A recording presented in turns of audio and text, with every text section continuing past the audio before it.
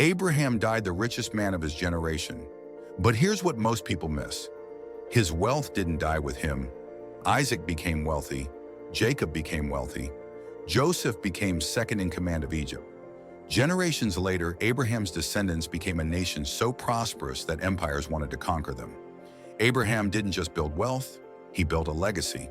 Today I'm revealing the exact blueprint Abraham used to ensure his blessing didn't stop with him, and how you can apply the same principles to create generational impact. This is Build Wealth Like Abraham. Part 4, the legacy. Most people think legacy is something you worry about when you're old. But Abraham started building his legacy the moment he passed the test.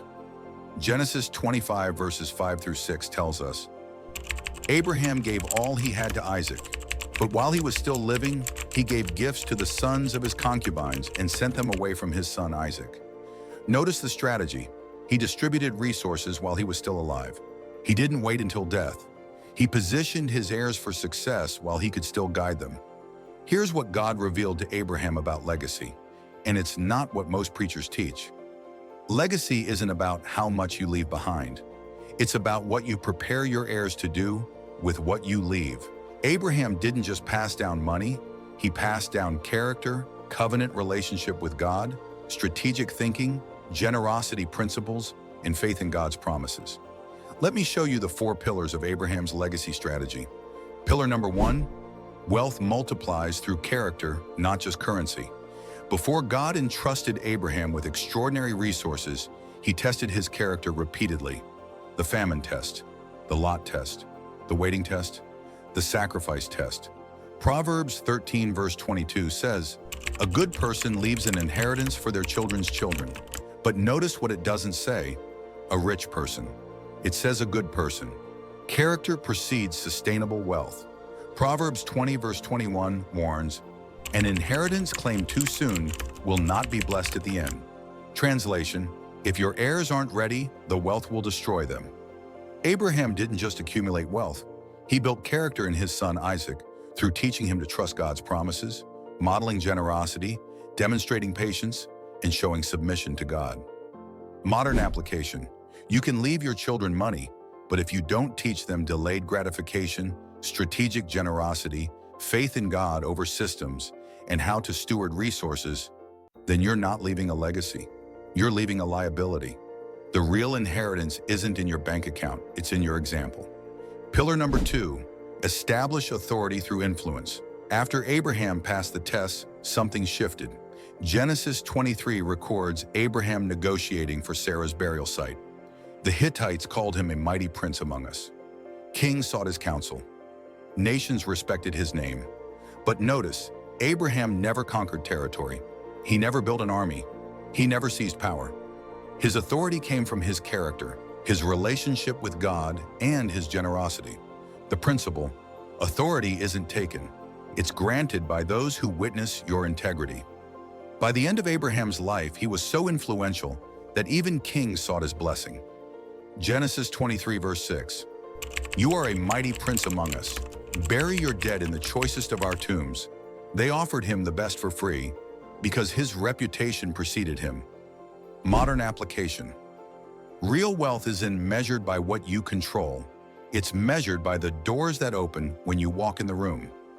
Abraham built influence that opened doors for Isaac, who inherited wells and treaties, Jacob, who inherited the covenant promise, and Joseph, who inherited wisdom that saved nations. The legacy of influence multiplies across generations. When your character is proven, God positions you where your resources can have maximum impact. Pillar number 3, wealth enables legacy. Abraham's generosity wasn't random, it was strategic. Genesis 25 verse 6 says he gave gifts to the sons of his concubines and sent them away from his son Isaac. Why? To prevent conflict, to establish Isaac's position, to ensure the covenant line continued without division.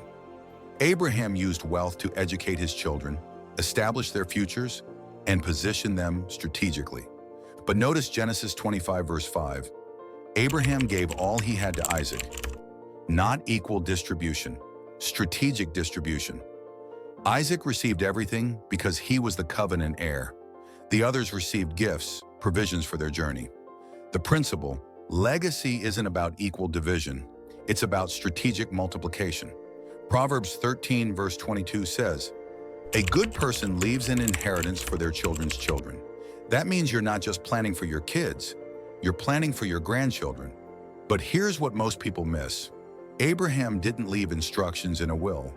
He gave direct instruction while he was alive. Isaac redug his father's wells, clearly following the patterns Abraham modeled. The greatest inheritance isn't money, it's wisdom. You can leave your children money, but if you don't give them instruction, they'll lose it in one generation. Biblical wealth transfers across generations through teaching, not just leaving, modeling, not just telling, and covenant relationship with God, not just financial literacy. Pillar number 4, legacy is about kingdom, not just kin. Abraham's legacy didn't stop with his biological children. Genesis 18 verses 18 through 19 says, "Abraham will surely become a great and powerful nation, and all nations on earth will be blessed through him. For I have chosen him, so that he will direct his children and his household after him to keep the way of the Lord." Notice, all nations will be blessed through him. Abraham's legacy wasn't just generational, it was global. The secret: Abraham understood that wealth isn't a tool for comfort, it's a tool for covenant. His resources multiplied blessing beyond his family line. He fed strangers in Genesis 18. He rescued Lot in Genesis 14. He interceded for cities. He blessed Melchizedek with a tenth. Every act of generosity expanded his legacy. Proverbs 11 verse 25. "A generous person will prosper. Whoever refreshes others will be refreshed." Abraham's generosity created favor with nations, protection from enemies, opened doors for his descendants, and a name that would be remembered forever. Modern application: your legacy isn't just what you leave your children, it's what you do for others while you're alive. Abraham's legacy reached the stranger who needed a meal, the nephew who needed rescue, the city that needed intercession, and the priest who needed honor. And because of that, his name is still spoken today. The test: are you building a legacy that stops with your kids? Or are you building a legacy that transforms communities? The greatest wealth multiplies beyond your bloodline. Here's how you know if you're building a legacy or just accumulating assets. Are you teaching your children how to steward wealth or just leaving them money? Do your children see you trust God with your resources or hoard them out of fear? Are you using your influence to open doors for the next generation? Have you positioned your heirs for success through instruction, not just inheritance? Are you generous in ways that impact people outside your immediate family? Does your giving create opportunities for others to flourish? Will your name be remembered for what you gave or just what you had? If you answered no to most of these, you're not building a legacy. You're building a balance sheet. Abraham's wealth meant nothing until he surrendered it. And in that surrender, God turned it into a legacy that's still producing fruit thousands of years later. How to build a legacy starting today. Step 1. Define your legacy purpose. Ask yourself, what do I want to be remembered for? Abraham was remembered for his faith, his generosity, and his covenant with God. What will your children say about you? Write this down. The legacy I want to leave is blank. Not, I want to leave X amount of dollars, but I want to leave a generation that knows how to blank and trusts God for blank. Step 2. Teach while you're living. Don't wait until you die to pass down wisdom. Abraham gave instruction while he was alive. Practical action. This week, have one conversation with your children or mentees about how you make financial decisions, why you give, how you trust God with resources, and what you learn from financial mistakes. Deuteronomy 6 verses 6 through 7. These commandments that I give you today are to be on your hearts. Impress them on your children. Talk about them when you sit at home. Legacy is built in everyday conversations. Step 3. Give strategically, not equally. Abraham gave all he had to Isaac, but gave gifts to his other sons. The principle: strategic distribution creates maximum impact.